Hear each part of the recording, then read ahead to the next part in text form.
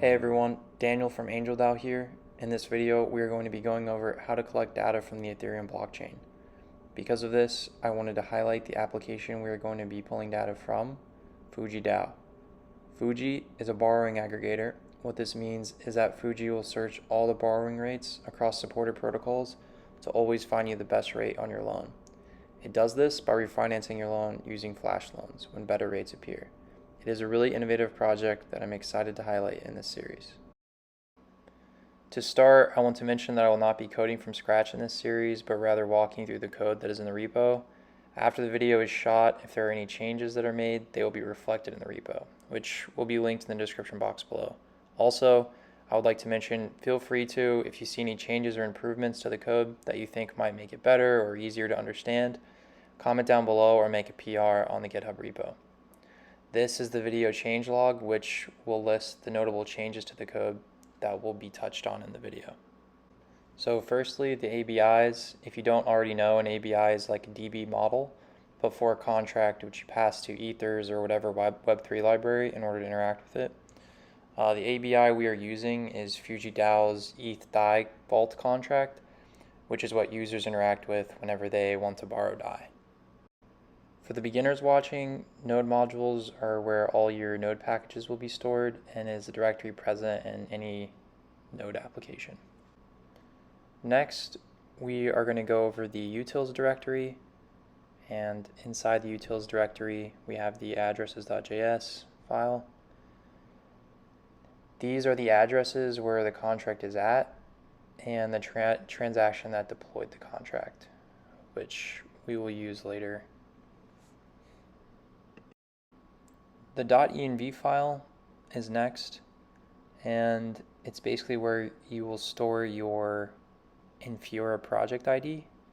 I'll show you guys how to do that. You will go to your Infura dashboard here, and then you'll go to the Ethereum tab.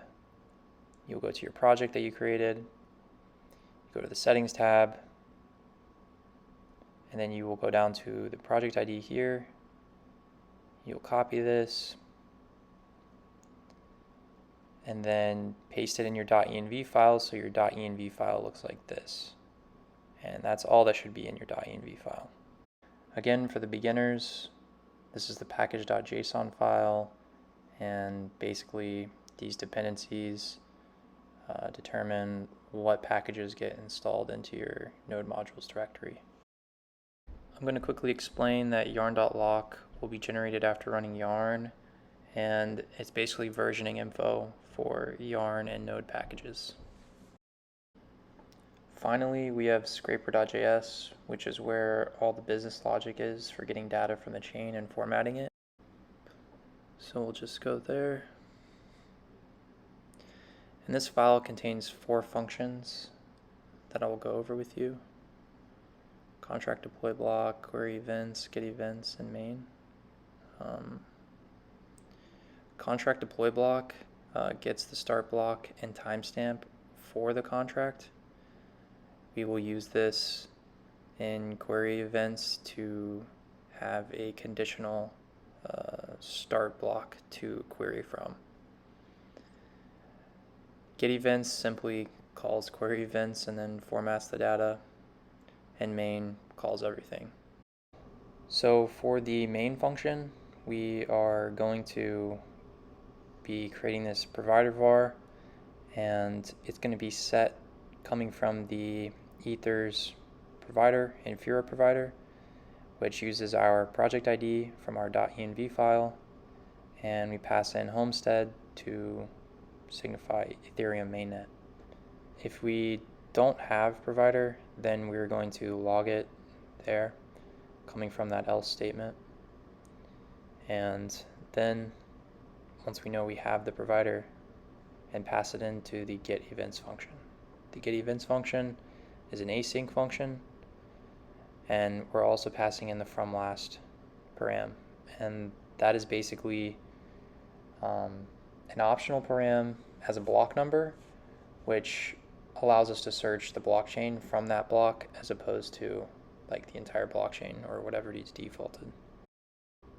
Next is the get events function, which the first thing we call is the query events function, which the first thing we call there is the contract deploy block function. This function basically, in all this logic, basically just gives us the data we need for this condition, this ternary right here.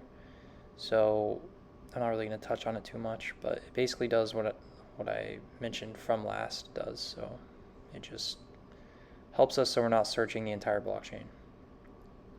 Besides that, we are connecting to the DAI Vault contract here by passing in the addresses that we mentioned prior. Next, we are going to get the borrow event, and we are going to pass that into the query filter function. What this does is basically tells the query filter function to filter by that borrow event and don't get anything else. Next, we're going to return the borrow events after we sort by block number.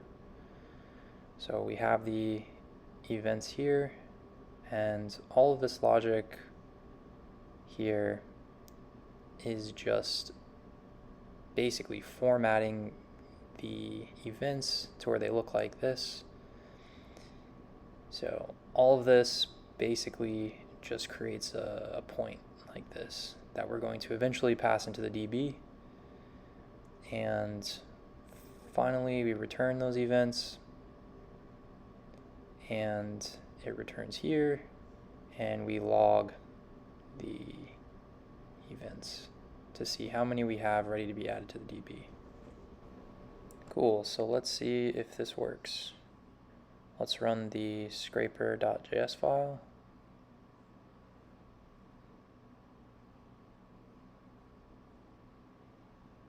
Okay, nothing crashed there. Alright, our deploy block function worked. Our query events function worked.